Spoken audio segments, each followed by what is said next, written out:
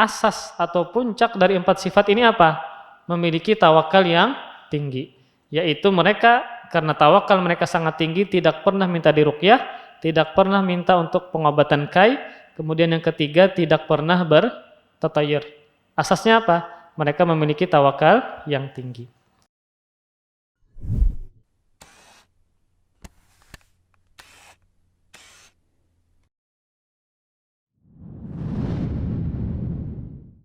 Bismillah, Assalamualaikum warahmatullahi wabarakatuh. Innal hamdalillah nahmaduhu wa nasta'inuhu wa nastaghfiruh wa na'udzu billahi min syururi anfusina wa min sayyiati a'malina. May yahdihillahu fala mudilla lahu wa may yudlil fala hadiya lahu. Wa asyhadu an la ilaha illallah wahdahu la syarika lahu wa asyhadu anna Muhammadan abduhu wa rasuluhu la nabiyya ba'dahu.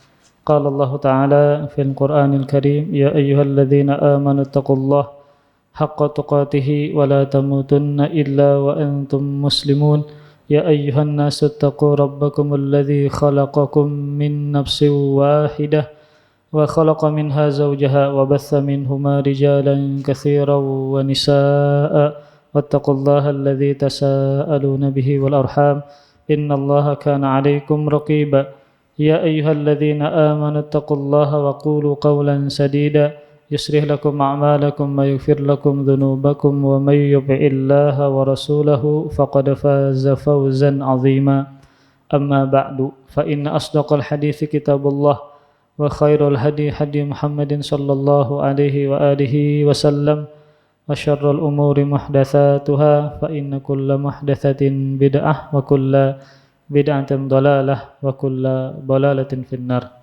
Alhamdulillah, marilah kita sama-sama senantiasa bersyukur kepada Allah Subhanahu wa taala. Kembali kita dipertemukan di majelis ilmu, di tempat ibadah, yaitu masjid, dan termasuk salah satu tempat yang Allah muliakan, yaitu Baitullah atau rumahnya Allah Subhanahu wa taala berupa masjidnya. Dan salawat serta salam semoga selalu terhaturkan kepada junjungan kita Nabi besar Muhammad sallallahu alaihi wasallam dan kepada para keluarga, para sahabat dan para pengikut beliau yang senantiasa meniti jalan beliau sampai hari kiamat. Amin ya rabbal alamin.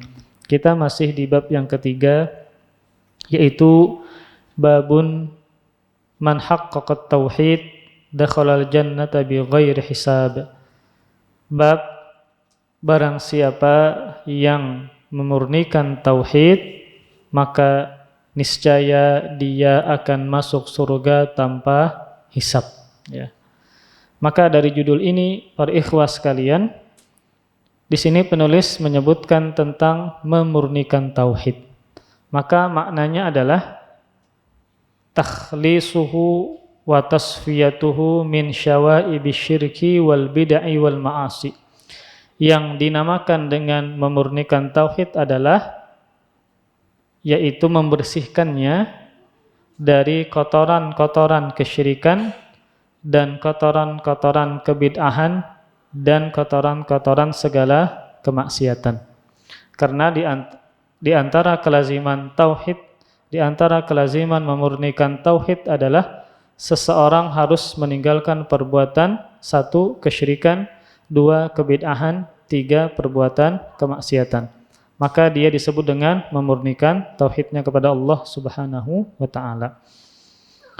Kemudian dari judul ini, keutamaan yang paling agung adalah ketika seseorang itu memurnikan tauhidnya kepada Allah Subhanahu wa taala, maka dia akan masuk surga tanpa hisab. Nah, di pembahasan sebelumnya kita membahas tentang masuk surga dengan 3 macam. Jadi kaum muslimin masuk surganya Allah Subhanahu wa taala dengan beberapa macam. Macam yang pertama adalah masuk surga tanpa hisab dan tanpa azab. Tentu ini yang paling kita harapkan. Nanti penulis sampaikan lagi dalil-dalil yang berkaitan dengan ini, yaitu tentu kita berusaha agar masuk surga tanpa hisab dan tanpa azab. Dan ini adalah jenis masuk surga yang pertama dari kaum muslimin tatkala mereka masuk surga tanpa hisab dan tanpa azab. Tentu yang paling utama ya, masuk surga tanpa hisab dan tanpa azab adalah para nabi dan para rasul. Namun tidak menutup kemungkinan bahwa selain mereka juga akan bisa masuk surga tanpa hisab dan tanpa azab. Jadi selain para nabi dan para rasul, ada sebagian kaum muslimin yang masuk surga tanpa hisab dan tanpa azab. Kemudian yang kedua, ya, masuk surga yang kedua macamnya adalah masuk surga namun dihisab terlebih dahulu. Dihisab terlebih dahulu dengan hisaban yasira, dengan hisab yang mudah, dengan hisab yang ringan. Ini sebagaimana firman Allah Subhanahu wa taala, fa amma man utiya kitabahu biyaminih fasawfa yuhasabu hisabai yasira wa yanqalibu ila ahlihi masrura. Adapun orang yang diberikan catatan amalnya dari sebelah kanannya ya, maka dia akan diperiksa, akan dihisab dengan hisab yang mudah.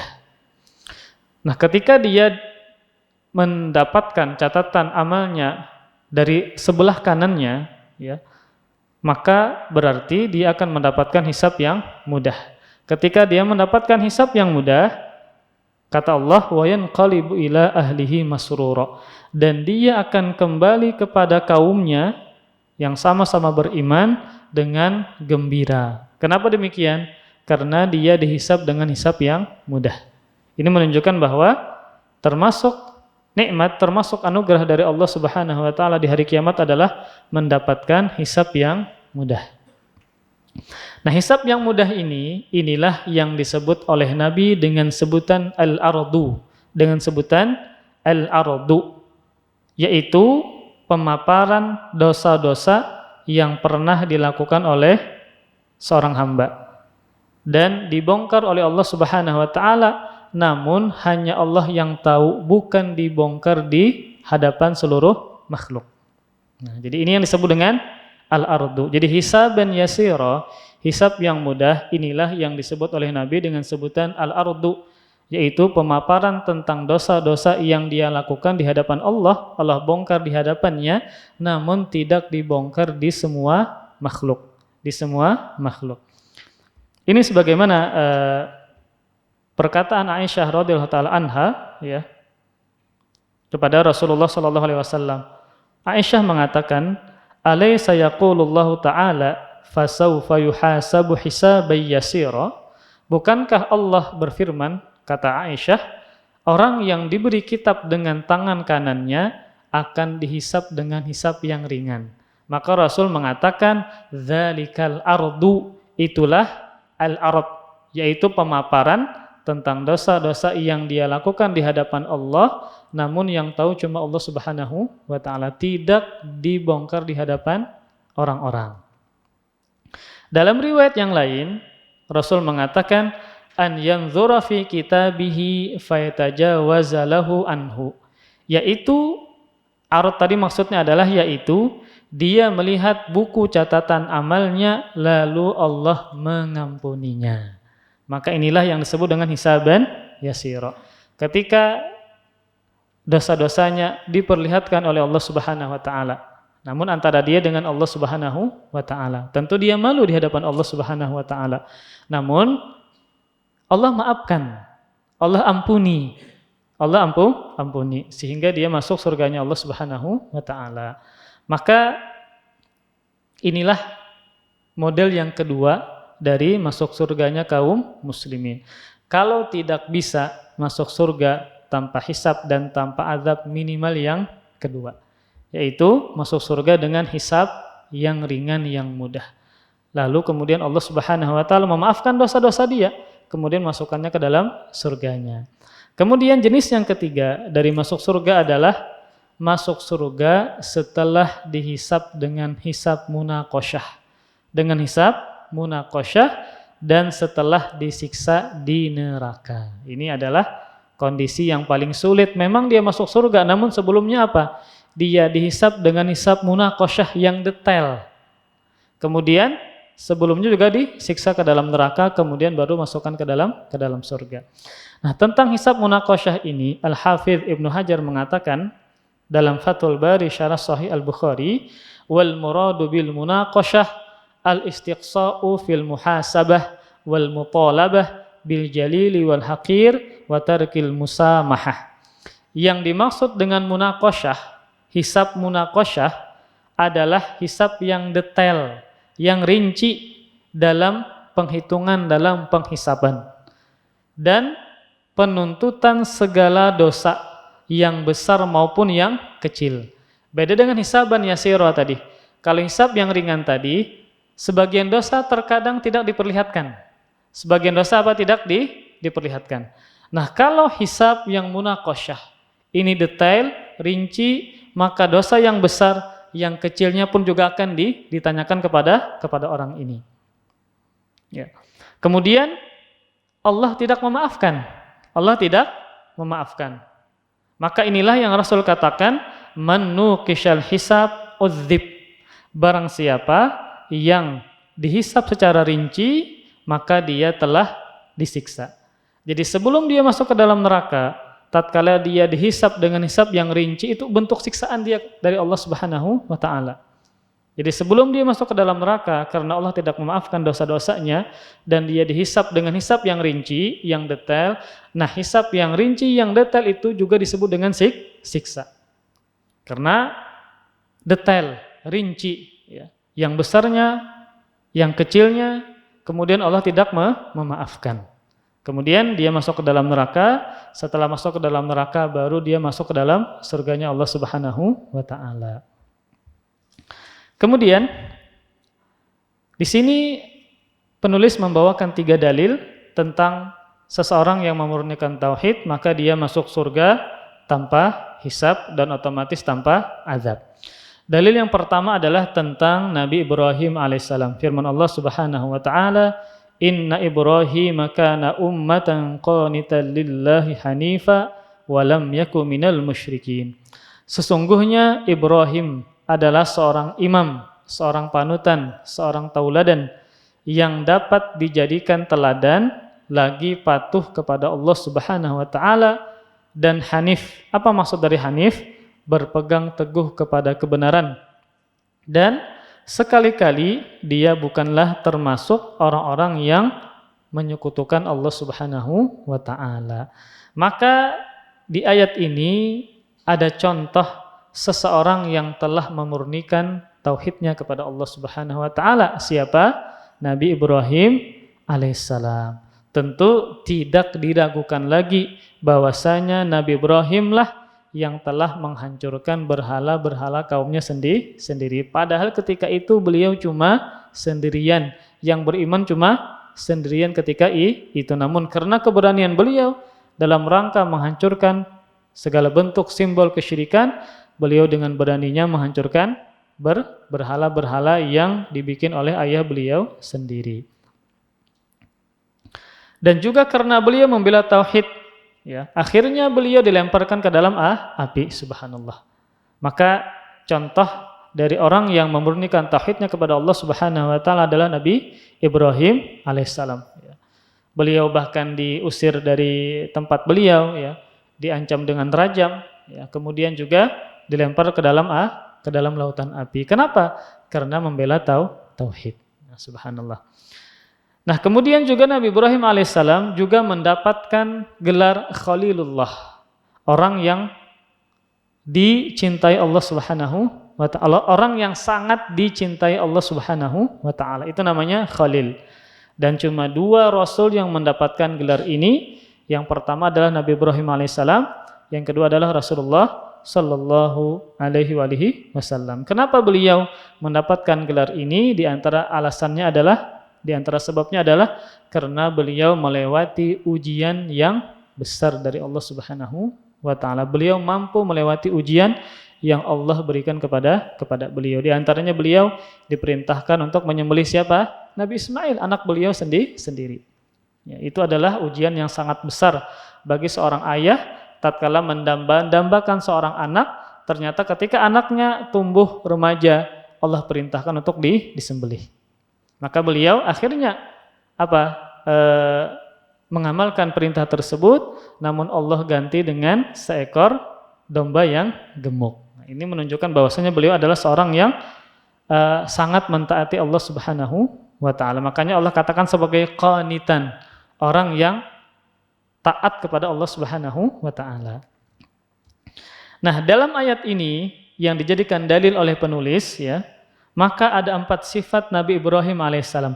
Yang pertama adalah kana ummatan. Beliau adalah seorang umat. Apa maknanya? Maka ada 2 kemarin kita sebutkan. Yang pertama adalah seorang imam atau seorang pemimpin.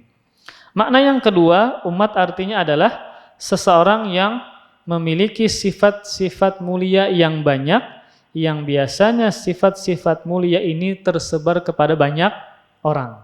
Seperti penyabar, ya, seperti pemberani, ya, seperti cerdas, dan seterusnya. Maka disebut dengan imam yang mengumpulkan banyak sifat-sifat mulia yang biasanya sifat-sifat ini tersebar kepada banyak orang. Itu makna dari umat. Kemudian sifat yang kedua dalam ayat tadi adalah qanitan. Apa makna qanitan? Dawamut ta'ah, senantiasa melakukan ketaatan kepada Allah Subhanahu wa taala. Kemudian yang ketiga hanifan, yaitu condong menjauh dari kesyirikan menuju tauhid. Ya, condong menjauh dari kesyirikan menuju tauhid. Kemudian sifat yang keempat, Allah tutup walam yakum minal musyrikin, dan dia bukanlah termasuk orang-orang yang menyekutukan Allah Subhanahu wa taala. Maka orang yang menerapkan tauhid bagaimana? 4 sifat ini.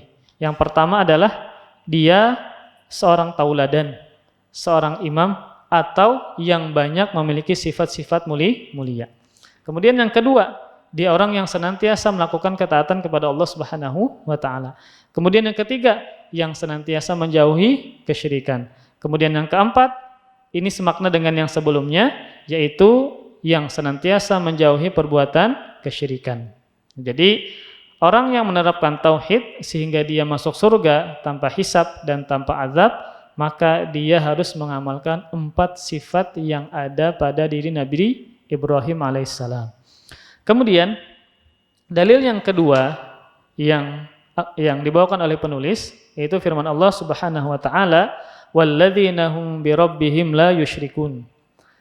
Dan orang-orang yang tidak menyekutukan dengan Rabb mereka dengan sesuatu apapun. Jadi ini sebenarnya termasuk dari dalil yang pertama. Jadi Allah Subhanahu wa taala mengatakan orang yang menerapkan tauhid adalah ditekankan lagi walladzina hum birabbihim la yusyrikun, yaitu orang-orang yang tidak berbuat syirik kepada Allah dengan sedikit pun. Maka sisi pendalilan dari ayat ini adalah Allah Subhanahu wa taala memuji orang-orang beriman dengan menyebutkan sifat-sifat mereka. Di antara sifat tersebut adalah mereka tidak melakukan kesyirikan sedikit pun terhadap Allah Subhanahu wa taala. Baik syirik yang kecil apalagi syirik yang besar. Dan ayat ini atau dalil yang kedua ini adalah potongan dari ayat-ayat yang lain yang sebelumnya, yang mana Allah Subhanahu wa taala menyebutkan banyak sifat-sifat orang yang beriman, yaitu surah Al-Mu'minun dari ayat 57 sampai 60. Al-Mu'minun 57 sampai 60.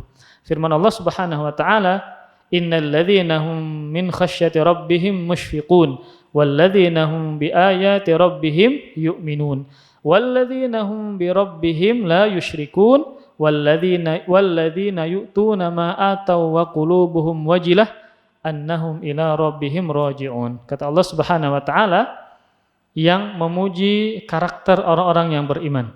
Sesungguhnya orang-orang yang berhati-hati karena takut akan azab Rabb mereka, dan orang-orang yang beriman dengan ayat-ayat Rabb mereka, dan orang-orang yang tidak menyekutukan dengan Rabb mereka dengan sesuatu apapun, dan orang-orang yang memberikan apa yang telah mereka berikan dengan hati yang takut dalam kurung, karena mereka tahu bahwa sesungguhnya mereka akan kembali kepada Rabb mereka yaitu Allah Subhanahu wa taala. Jadi di sini Allah Subhanahu wa taala memuji sifat-sifat orang yang beriman. Yang pertama adalah orang yang senantiasa takut akan azab Allah Subhanahu wa taala. Yang kedua, yang mana mereka beriman dengan ayat-ayat Allah Subhanahu wa taala. Kemudian yang ketiga, mereka tidak menyekutukan dengan Allah dengan sedikit pun. Kemudian yang keempat, mereka suka memberikan apa yang telah diberikan kepada mereka. Mereka suka bersedekah, ya, berinfak dan seterusnya. Kemudian mereka senantiasa kembali kepada Allah Subhanahu wa taala. Nah, kemudian di akhir ayat Allah Subhanahu wa taala mengatakan ulaika yusari'una fil khairat wa hum laha sabiqun. Kata Allah Subhanahu wa taala, mereka itulah bersegera untuk mendapatkan kebaikan-kebaikan dan merekalah orang-orang yang segera mendapatkan kebaikan-kebaikan tersebut. Maka inilah yang Allah katakan sebagai orang yang beriman yang senantiasa berlomba-lomba dalam kebaikan. Di antara ciri mereka adalah mereka tidak melakukan kesyirikan kepada Allah sedikit pun. Kemudian lanjut ke dalil yang ketiga, yaitu dalil bahwasanya orang yang memurnikan tauhid maka dia masuk surga tanpa hisab dan tanpa adab. Di sini penulis menyebutkan dalil berupa hadis Rasulullah sallallahu alaihi wasallam. Qala al-musannif rahimahullahu taala, ini cukup panjang kita bacakan. An Husainin ibni Abdurrahman qala kuntu inda Sa'id ibni Jubair faqala ayyukum ra'al kawkabal ladzin qaddal barihah faqultu ana thumma qultu amma inni lam akun fi shalah walakinni ludigtu. Qala fama sana'ta qultu irtaqaitu. Qala fama hamalaka ala dhalik qultu hadithun haddathanahu Sya'bi. Qala wa ma haddathakum qultu haddathana an Buraidah ibn Husaybi annahu qala la ruqyata illa min ainin aw humatin. Qala qad ahsana min man intaha ila ma sami walakin haddathana Ibnu Abbas anin Nabi sallallahu alaihi wasallam annahu qala uridat alayyal umam fara'aitu an-nabiyya wa ma'ahu ar-rahtu wan nabiyya wa ma'ahu ar-rajulu war-rajulan wan nabiyya wa laysa ma'ahu ahadun idh rufi'a li sawadun 'azimun fadhanantu annahum ummati faqila li hadha Musa wa qaumuhu fanadhartu fa idza sawadun 'azim faqila li hadhihi ummatuk wa ma'ahum sab'una alfan yadkhuluna al-jannata bighairi hisab wala adzab thumma nahadha fadakhala manzilah fakhadha an-nasu fi ulaik faqala ba'duhum fala'allahum alladhi sahibu Rasulullah sallallahu alaihi wasallam wa qala ba'duhum fala'allahum alladhi wuridu fil Islam falam yusyriku billahi syai'a wa dzakaru asya'a fa kharaja alaihim Rasulullah sallallahu alaihi wasallam فأخبروه فقال هم الذين لا يسترقون ولا يكتوون ولا يتطيرون وعلى ربهم يتوكلون فقام عكاشة ابن محصن فقال يا رسول الله ادعو الله أن يجعلني منهم قال أنت منهم ثم قام رجل آخر فقال ادعو الله أن يجعلني منهم فقال سبقك بها عكاشة. Jadi ini hadis yang cukup panjang, dalil bahwasanya orang yang menerapkan tauhid, memurnikan tauhid, maka dia masuk surga tanpa hisab dan tanpa azab. Husain bin Abdurrahman berkata, beliau adalah seorang tabi'in. Suatu ketika aku berada di sisi Sa'id bin Jubair, juga seorang tabi'in. Lalu dia bertanya, siapa di antara kalian melihat bintang yang jatuh semalam? Kemudian aku menjawab, yaitu Husain bin Abdurrahman, aku. Kemudian kataku, ketahuilah sesungguhnya aku ketika itu tidak sedang melaksanakan sholat, karena aku disengat kalajengking. Lalu dia bertanya kepadaku, Sa'id bin Jubair, lalu apa yang kau lakukan ketika disengat kalajengking? Aku menjawab, aku minta diruqyah. Kata sahabat ini apa? Aku minta diruqyah. Dia bertanya lagi, kita selesaikan hadisnya. Apa yang mendorong engkau melakukan hal tersebut? Kenapa engkau meruqyah? Jadi tabi'in ini bertanya kepada tabi'in yang lain. Jadi Sa'id bin Jubair bertanya kepada Husain, apa yang mendorong engkau melakukan hal tersebut? Jadi apa sumbernya, apa rujukannya sehingga engkau meruqyah, minta diruqyah ketika disengat kelajengking? Aku menjawab, yaitu sebuah hadis yang diriwayatkan oleh Asy-Sya'bi kepada kami. Dia bertanya lagi, dan apakah hadis yang dituturkan kepadamu itu? Aku menjawab, dia menuturkan hadis kepada kami dari Buraidah bin Husayb radhiyallahu taala anhu, la ruqyata illa min ainin aw humatin. Tidak ada ruqyah kecuali karena ain atau terkena sengatan. Jadi apa yang melatari tabi'in ini ketika disengat kalajengking beliau minta diruqyah, minta dibacakan ayat Allah atau doa-doa yang disyariatkan. Karena ada dasarnya, karena ada hadisnya yaitu la ruqyata illa min ainin aw humah. Tidak ada ruqyah kecuali karena ain atau terkena sengatan. Nah, terkadang ketika kita meruqyah anak kita, istri kita karena sakit aja atau karena kesurupan, diganggu jin ya. Nah, di ruqyah itu juga bisa terkena sengatan binatang. Ya, entah ular ya, atau kalajengking atau laba-laba dan seterusnya. Jadi bukan hanya faktor karena diganggu jin atau karena sakit saja. Maka bisa juga ketika kita disengat binatang yang berbisa. Kemudian Sa'id pun mengatakan, sungguh telah berbuat baik orang yang telah mengamalkan apa yang telah didengarnya.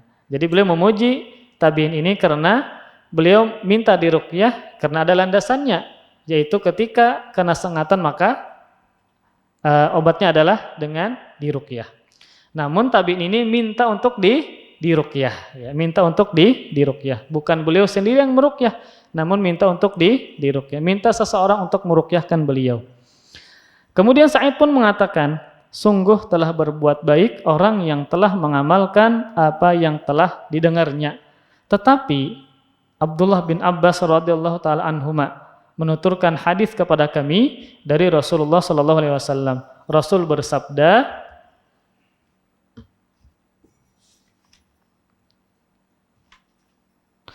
telah diperlihatkan kepadaku beberapa umat. Lalu aku melihat seorang nabi bersamanya sekelompok orang dan seorang nabi yang lain bersamanya satu atau dua orang saja. Jadi ini Rasulullah Shallallahu Alaihi Wasallam bercerita tentang kondisi para nabi ketika berada di hari kiamat, tentang pengikut yang mereka bawa. Jadi kata Rasulullah Shallallahu Alaihi Wasallam, aku melihat seorang nabi ternyata bersamanya sekelompok orang dari pengikutnya, tidak banyak. Dan seorang nabi yang lain ternyata bersamanya satu atau dua orang saja, sedikit. Padahal dia adalah seorang nabi, ternyata pengikutnya satu atau dua orang saja. Maka dari hadis inilah ya, jadi seorang guru, seorang ustadz ketika yang belajar kepada dia cuma satu orang dan dua orang, maka jangan sedih.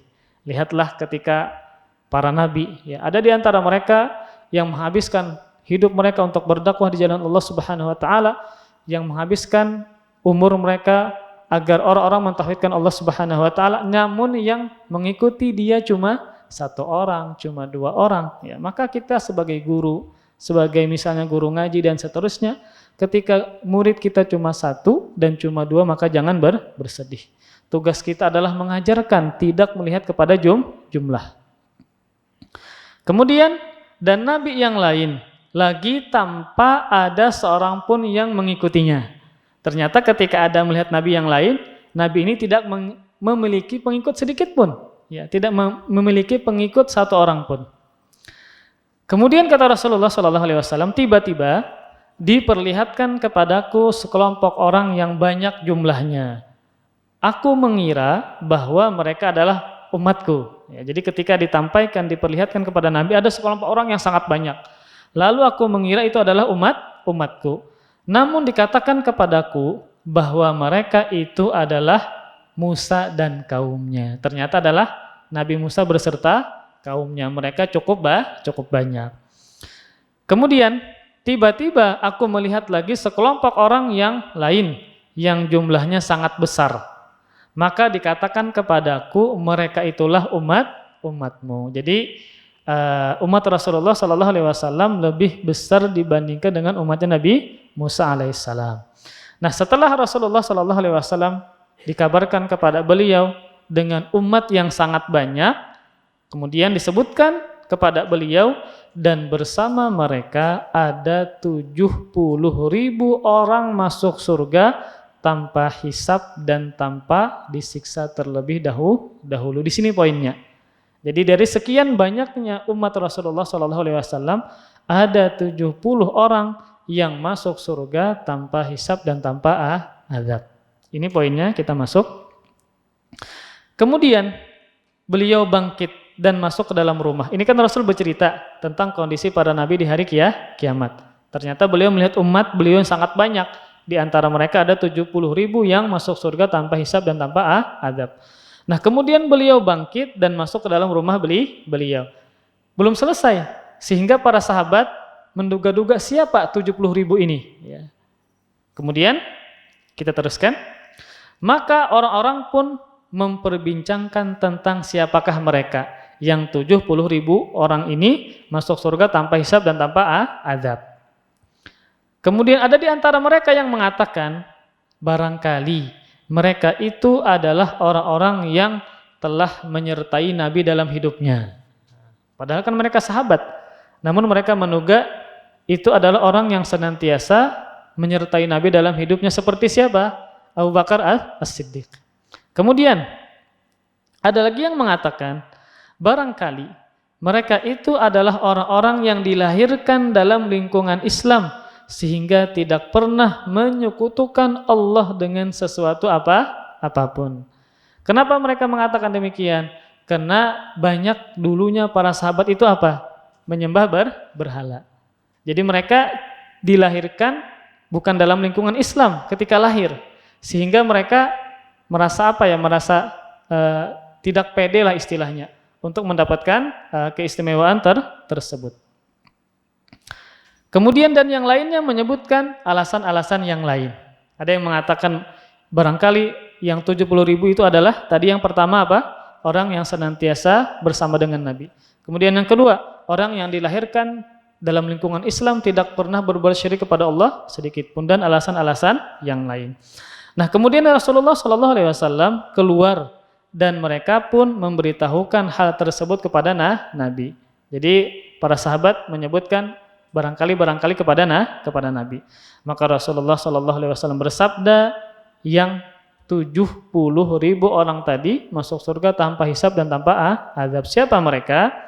Mereka itu adalah orang-orang yang tidak pernah minta ruqyah. Nah, ini berkaitan dengan tabi'in tadi yang ketika disengat kalajengking dia minta ruqyah. Ini poinnya. Mereka itu adalah orang-orang yang tidak pernah minta ruqyah. Yang kedua, tidak melakukan tatayyur, bernasib sial atau merasa untung dengan sesuatu. Jadi tatayyur itu pada asalnya adalah kebiasaan orang Arab jahiliyah.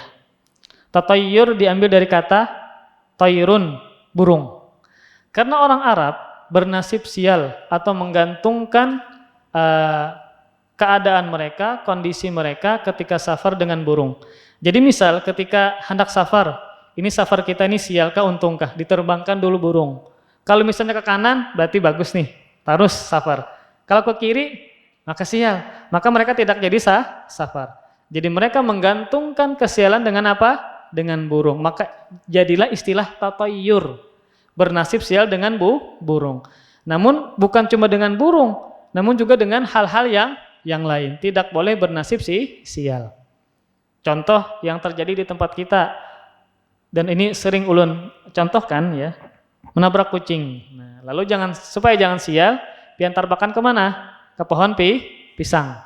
Mungkin ada sebagian kampung seperti itu. Ya. Kemudian ketika di rumah ada cermin yang pecah, maka dilarang untuk apa? Bercermin. Karena kada berejekian aja. Macam-macam alasannya. Padahal kan karena kada duit aja, kada kawan nukar cermin hanyar kayak itu nah. Bukan karena faktor sial dan seterusnya. Jadi banyak kita menggantungkan kesialan dengan sesuatu. Maka orang yang masuk surga tanpa hisab dan tanpa adab, karakter mereka tidak bernasib sial dengan sesuatu. Atau menggantungkan keuntungan dengan sesuatu. Misal ada orang yang ahli feng shui, ya. Ketika masuk rumah, ini bagus nih, tatanan rumah ini untung nih. Itu juga tatayur, termasuk bagian dari tatayur. Jadi tatayur itu entah menggantungkan kesialan atau menggantungkan keuntungan yang tidak pernah dijelaskan oleh syariat, maka tidak boleh. Jadi ketika para sahabat menduga-duga, ya, siapakah orang yang masuk surga tanpa hisab dan tanpa adab yang berjumlah 70.000, maka Rasulullah SAW mengatakan kepada mereka itulah orang-orang yang satu tidak pernah minta ruqyah, dua tidak melakukan tatayur, tiga tidak pernah meminta untuk dikai, pengobatan kai, yaitu ketika luka maka ditempelkan besi yang panas. Maka orang yang masuk surga tanpa hisab dan tanpa adab adalah tidak pernah meminta untuk dikai ketika ada penyakit. Nanti kita sebutkan alasannya. Dan yang keempat, mereka bertawakal kepada Allah Subhanahu wa taala. Maka sisi pendalilan dari hadis ini adalah Nabi menyebutkan bahwa 70.000 orang dari umatnya yang akan masuk surga tanpa hisab dan tanpa adab. Ini memiliki 4 sifat. Yang pertama, tidak minta diruqyah. Yang kedua, tidak pernah minta berobat dengan kai. Kai adalah pengobatan dengan besi yang dipanaskan lalu ditempelkan ke lokasi tubuh yang sakit. Kemudian yang ketiga adalah tidak pernah bertatayur, bernasib sial. Kemudian yang keempat adalah bertawakal kepada Allah Subhanahu wa taala. Nah, sifat tawakal yang tinggi inilah yang merupakan bukti tauhid yang tinggi. Dan karena sifat tawakal inilah yang menjadikan mereka memiliki ketiga sifat yang lain. Tidak minta diruqyah, tidak minta diobati dengan kai, dan tidak bertatayur. Kenapa? Karena mereka memiliki tawakal yang tinggi. Jadi asas atau puncak dari 4 sifat ini apa? Memiliki tawakal yang tinggi. Yaitu mereka karena tawakal mereka sangat tinggi, tidak pernah minta diruqyah, tidak pernah minta untuk pengobatan kai. Kemudian yang ketiga, tidak pernah bertatayur. Asasnya apa? Mereka memiliki tawakal yang tinggi. Nah, sebelum kita membahas hadis ini, ya, sedikit kita bahas masalah ruqyah, ya. Masalah ruqyah. Kan tadi tabi'in ini, ya, ada 2 tabi'in. Yang pertama adalah Husain bin Abdurrahman, yang kedua adalah Sa'id bin Jubair. Nah, ketika tabi'in Husain bin Abdurrahman terkena sengatan kalajengking, lalu beliau minta untuk diruqyah. Dan secara asal ruqyah adalah boleh disyariatkan ketika yang dibaca adalah ayat Allah ataupun doa-doa yang terkandung dalam hadis Rasulullah SAW. Maka ruqyah maksudnya adalah penyembuhan dengan bacaan ayat-ayat Al-Quran atau dengan doa-doa yang diajarkan oleh Nabi SAW. Maka itulah yang dinamakan dengan ruqyah. Jadi ruqyah itu terbagi 2. Ada ruqyah syar'iyyah, ada ruqyah syirkiyah. Ruqyah syar'iyyah yang disyariatkan tatkala bacaannya adalah dari Al-Quran maupun dari hadis Rasulullah SAW. Adapun ruqyah syirkiyah yang mengandung ibadah kepada selain Allah Subhanahu wa taala, yang isinya adalah meminta pertolongan kepada selain Allah Subhanahu wa taala, kalimat-kalimat yang syirik yang kita tidak mengetahui maknanya. Terkadang dicampur dengan ayat, namun kita lihat setelahnya ini kok apa gitu. Ya, terkadang bacaan-bacaannya enggak jelas. Terkadang bacaannya kalau kita dengarkan ada huruf-hurufnya, ada macam-macamnya, ya. Ini enggak jelas, ya. Maka ini yang tidak disyariatkan, yang terkadang mengandung permohonan kepada bangsa jin. Maka ini tidak dibolehkan. Nah, kemudian tabi'in ini ketika dia ditanya kenapa dia minta ruqyah, dasarnya apa? Karena beliau membawakan hadis ya dari sahabat Buraidah bin Husayb bahwa Rasul mengatakan la ruqyata illa min ainin aw humah. Tidak ada ruqyah kecuali karena ain atau terkena sengatan binatang yang berbisa.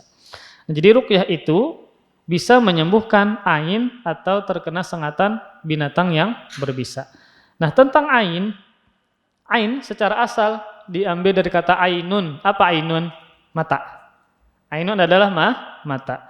Maka ain adalah pengaruh jahat yang disebabkan oleh rasa dengki seseorang dengan pandangan matanya. Misal tetangga dengan tetangga yang lain. Setiap bulan tetangga ini ganti-ganti barang elektronik atau nukar macam-macam. Sehingga tetangga yang lain dengan hasad yang dia miliki, kedengkian yang dia miliki, dia tatap orang tersebut. Maka orang tersebut bisa kena ain. Entah tiba-tiba sakit dan seterusnya. Dan ain ini bukan cuma dari mata jahat orang. Karena faktor yang kedua, faktor yang pertama kan bisa karena mata hasad orang yang memiliki hasad. Faktor yang kedua, karena orang yang kagum, namun tidak mengucapkan Masya Allah, Tabarakallah atau sejenisnya. Jadi ain itu disebabkan satu pandangan mata hasad atau pandangan orang yang kagum. Nah, makanya dikhawatirkan ya ketika misalnya kita suka memuji anak kita sendiri namun tidak mengucapkan Masya Allah, Tabarakallah atau sejenisnya, anak kita bisa kena ain disebabkan karena orang tuanya. Bungasnya aja. Lupa mengucapkan Masya Allah, Tabarakallah dan seterusnya. Maka bisa jadi orang tualah yang menyebabkan anak kena ain. Bahkan bisa jadi ain itu mengenai seseorang karena dirinya sendiri. Misal, orang ini bungas. Ketujuh becaramin terus. Dikit-dikit foto. Kemudian dia memuji dirinya sendiri, bungasnya aku. Tidak mengucapkan Masya Allah, Tabarakallah, dia bisa kena ain. Karena faktor dia sendiri. Nah, jadi ini para ikhwah sekalian harus diperhatikan. Bisa jadi tiba-tiba kita sakit tanpa ada sebab, atau anak kita sakit, tiba-tiba sakit tanpa sebab, bisa jadi karena faktor ain. Entah mata orang yang hasad atau mata orang yang kagum. Makanya diingatkan ketika ada orang yang memuji anak kita, memuji keluarga kita, ingatkan untuk mengucapkan Masya Allah, Tabarakallah. Jangan sampai karena dia kagum dengan keluarga kita, dia tidak mengucapkan ucapan-ucapan yang semisal tadi, bisa menyebabkan sakitkah, entah apakah keburukan yang menimpa keluarga kita. Maka ain adalah pengaruh jahat yang disebabkan oleh rasa dengki seseorang dengan pandangan matanya. Dan terkadang ain juga terjadi karena faktor kekaguman, pujian yang tidak disertai dengan ucapan Masya Allah, Tabarakallah dan semisalnya. Maka di antara cara penyembuhan orang yang terkena ain adalah dengan diruqyah tadi, dengan diruqyah, dibacakan atau kita sendiri yang membacakan firman-firman Allah ya, atau juga doa-doa yang Rasulullah SAW ajarkan. Kemudian di antara penyembuhan ain adalah dengan meminta sisa mandi orang yang dicurigai telah timbul ain darinya. Nah, misal anak kita nih sehat walafiat, banyak makan. Tiba-tiba ada tetangga ketujuh memuji, macam-macam dipujinya, bungasnya, ngelamaknya, tiba-tiba garing. Nah, itu dicurigai, bisa sidin karena sidin yang maulah anak kita garing. Suruh sidin mandi. Nah, sisa mandi tadi dikubuikan lawan anak kita. Itu diantara pengobatan apa? Ain. Ini sebagaimana sabda Rasulullah SAW, hadis yang sahih yang dikeluarkan oleh Imam Muslim. Kata Rasulullah SAW, al-ainu haqqun walau kana syai'un sabaqal qadar sabaqathul ain wa idza stughsiltum faghsilu. Kata Rasulullah SAW, ain adalah hak, ain adalah benar. Jangan sampai kita meragukan ain. Keburukan yang menimpa seseorang karena pandangan mata, entah pandangan hasad atau pandangan kekaguman. Ain adalah hak, benar adanya. Kemudian kata Rasul, kalau ada sesuatu yang bisa mendahului takdir, maka ain akan mendahuluinya. Apa maksud dari perkataan Nabi ini? Maksudnya adalah ini penekanan dalam penjelasan bahwa pengaruh ain itu begitu cepat. Namun ain tidak merubah takdir. Sebaliknya ain itu di bawah takdir, di bawah kehendak Allah Subhanahu wa taala. Ungkapan ini adalah ungkapan kalau bahasa Indonesianya hiperbola. Itu menunjukkan apa? Ain itu sangat cepat terjadinya, sangat cepat pengaruhnya. Sampai-sampai kalau ada sesuatu yang bisa merubah takdir, maka itu adalah ain. Nah, maka ya bisa jadi tiba-tiba kita sakit, tiba-tiba bini sakit. Ya, bini ketujuh misalnya membuka auratnya, lalu dipuji orang bungasna bini pian. Bungasna bini macam-macam dipuji orang. Akhirnya bisa kena ain. Ya. Maka kemudian kita teruskan kata Rasul, wa idzastughsiltum fagsilu. Dan jika kalian diminta untuk mandi maka mandilah. Misal kita yang dicurigai orang kita menyebabkan ain karena kita sering memuji, ya, kagum dengan anak sidin dan kita lupa membaca Masya Allah Tabarakallah atau semisalnya. Kalau kita diminta mandi maka mandi. Kemudian sisanya baru dimandikan kepada orang yang terkena ain. Kemudian ada hadis yang lain, ya, ini cukup panjang kita bacakan, yang menjelaskan di antara pengobatan ain adalah dengan meminta orang yang diduga penyebab ain untuk mandi dan sisa mandinya digunakan untuk menyirami tubuh orang lain. Ini tadi sebagaimana hadis yang ulun bacakan, ada hadis yang lain cukup panjang kita lewatkan. Dalam riwayat yang lain, ya, atau kita baca dulu, ini berkaitan dengan hadis setelahnya. Langsung ulun bacakan terjemahnya. Pada suatu riwayat, ya, ada sahabat Sahal bin Hunayf mandi di Al-Kharar, nama sebuah tempat di Madinah. Sahabat Sahal bin Hunayf. Maka dia pun membuka bajunya karena kan mandi. Sementara sahabat yang lain yang bernama Amir bin Rabi'ah melihatnya. Dan Sahal adalah seseorang yang berkulit putih dan indah. Maka sahabat Amir bin Rabi'ah berkata, kan beliau mandi nih, sahabat Sahal, dan ternyata memiliki tubuh yang bagus dan putih. Ketika dilihat sahabat yang lain yang bernama Amir bin Rabi'ah, maka kata Amir bin Rabi'ah memuji dan kagum terhadap fisik dan tubuh sahabat Sahal. Aku tidak pernah melihat kulit indah seperti yang kulihat pada hari ini, bahkan mengalahkan kulit wanita gadis, kata sahabat ini. Kan berarti kagum, dia memuji tentang keindahan fisik dari sahabat Sahal. Dan sahabat ini lupa mengucapkan Masya Allah Tabarakallah. Maka Sahal pun sakit seketika, garing. Nah, tiba-tiba garing. Dan sakitnya semakin parah. Ternyata bertambah parah. Lalu dikabarkan kepada Nabi Shallallahu Alaihi Wasallam, Sahal sakit dan dia tidak bisa berangkat bersama engkau wahai Rasulullah. Berangkat perang. Kenapa? Karena sakit parah. Maka Nabi pun Shallallahu Alaihi Wasallam mendatangi Sahal. Nah, ini diantara kemuliaan Nabi Shallallahu Alaihi Wasallam, beliau senantiasa menjenguk teman-temannya yang sakit, sahabat Nabi yang sakit. Lalu Sahal bercerita kepada Nabi Shallallahu Alaihi Wasallam tentang perkataan Amir bin Rabi'ah. Apa tadi perkataannya? Saya tidak pernah melihat kulit yang sangat indah, bahkan kulit wanita sekalipun, ketika melihat sahabat Sahal buka baju ketika ingin mandi. Kemudian Sahal bercerita kepada Rasulullah Sallallahu Alaihi Wasallam tentang perkataan Amir bin Rabi'ah tadi. Maka Nabi Sallallahu Alaihi Wasallam mengatakan, atas dasar apa seseorang menyakiti saudaranya? Nah, berarti maksudnya apa? Sahabat Rabi'ah ketika memuji tidak mengucapkan Masya Allah Tabarakallah sehingga sahabat Sahal kena ain. Maka Rasul katakan, atas dasar apa seseorang menyakiti saudaranya? Maka jangan sampai kita menyakiti orang lain tanpa sadar, yaitu ketika kita memuji, kagum dengan orang, namun tidak mengucapkan Masya Allah Tabarakallah atau yang sejenisnya. Kemudian kata Rasul, kenapa engkau, wahai sahabat Amir, tidak mendoakan keberkahan, yaitu ucapan Barakallahu Fik, atau Tabarakallah Sana Khalikin, atau ucapan-ucapan yang lain. Kemudian kata Rasul, sesungguhnya ain itu benar adanya, berwudulah untuknya, kata Rasulullah Sallallahu Alaihi Wasallam. Lalu Amir pun berwudu untuk disiramkan air bekas wudunya kepada Sahal. Maka Sahal pun berangkat bersama Rasulullah SAW dalam kondisi sehat.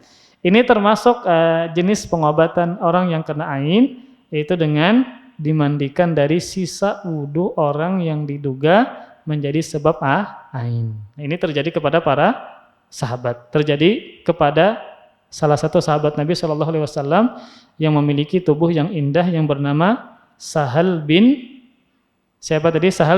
Hunayf. Ya. Maka bisa jadi ya seseorang yang soleh ya, kemudian dipuji oleh temannya dan temannya lupa untuk mengucapkan Masya Allah Tabarakallah, maka dia bisa menjadi sakit karena faktor ain tadi. Nah, dalam riwayat yang lain, hadis tadi diriwayatkan oleh Imam Malik dalam kitab Al-Muwatta'nya. Dalam riwayat yang lain, ini dikeluarkan oleh Ibnu Majah, fa'amara Amiran an yatawadda'a faghasala wajhah wa yadayhi ilal mirfaqaini wa rukbatayhi wa dakhilati izarihi wa amarahu an yasubba alaihi. Lalu Nabi SAW memerintahkan Amir untuk berwudu. Lalu Amir membasuh wajah dan kedua tangannya sampai kedua sikunya, membasuh kedua lututnya dan bagian dalam sarungnya. Lalu Nabi SAW memerintahkannya untuk menumpahkannya kepada Sahal. Nah, dalam riwayat Ibnu Majah ini, selain bekas wudu sahabat Amir, Rasulullah SAW juga menyuruh untuk mengambil sisa basuhan kedua lutut dan bagian dalam sarungnya. Nah, dan bagian dalam sarungnya, Al-Hafidh Ibnu Hajar menyebutkan dua pendapat. Yang pertama adalah maksudnya pantat. Jadi ketika berwudu, maka sahabat Rabi'ah ini juga membasuh bagian belakang, bagian pantat beliau. Kemudian disiramkan kepada sahabat Sahal. Ini maksud dari hadis Nabi apa? Dan bagian dalam sarungnya. Kemudian makna yang lain adalah bagian tubuh yang berada di balik sarung. Bagian tubuh yang berada di balik sarung. Jadi ketika sahabat Amir berwudu, kan sisa wudunya ditampung. Nah, selain itu juga adalah dalam sarung. Nah, dalam sarung itu maknanya dua. Yang pertama adalah pantat, yang kedua adalah anggota tubuh yang berada dalam sarung. Itu juga disiramkan kepada orang yang kena ain tadi, yaitu sahabat Sahal bin Hunayf. Maka ketika disiramkan maka sembuh dan ikut perang. Subhanallah. Jadi ini adalah termasuk cara untuk menyembuhkan orang yang terkena ain. Ulun pernah dengar cerita, ya, ada lupa nama salah satu imam di Masjid Nabawi. Beliau pernah kena ain. Kalau kada khilaf, Syekh Salah Budair. Ya. Beliau terkena ain, ya. Dan pendugaan beliau, orang yang membuat beliau terkena ain adalah orang yang berasal dari negeri Afrika. Wal alam ceritanya, apakah beliau pernah bertemu kemudian dipuji suaranya macam-macam sehingga beliau sakit, sehingga akhirnya beliau sakit.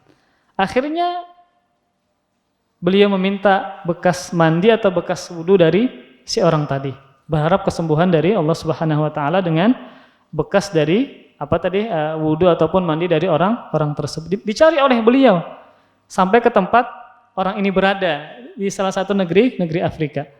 Karena kalau terkadang medis kada sembuh-sembuh, bisa jadi kena faktor ain. Dicari orangnya, siapa yang diduga maka minta basuhan mandinya atau basuhan dari wudunya, ya, agar bisa sembuh. Karena ini juga termasuk bagian dari ikhtiar selain obat, yaitu dengan ketika itu diyakini ain, maka mengambil sisa basuhan mandi atau wudu dari orang tersebut. Kita sambung lagi insyaallah yang berkaitan masalah ruqyah ini, ya, di pertemuan berikutnya, dan juga tentang dalil yang keempat, yang kelima, yang berkaitan dengan orang yang memurnikan tauhid, maka dia masuk surga tanpa hisab dan tanpa azab. Wallahu a'lam bissawab. Ya, kita cukupkan sampai di sini. Kita tutup dengan kafaratul majlis. Subhanakallahumma bihamdika asyhadu an la ilaha illa anta astaghfiruka wa atubu ilaik. Wassalamualaikum warahmatullahi wabarakatuh. Terima kasih. Jazakumullah khairan wa barakallahu fikum. Video ini dibuat atas partisipasi dari donasi Anda. Semoga menjadi amal jariah bagi Anda semuanya.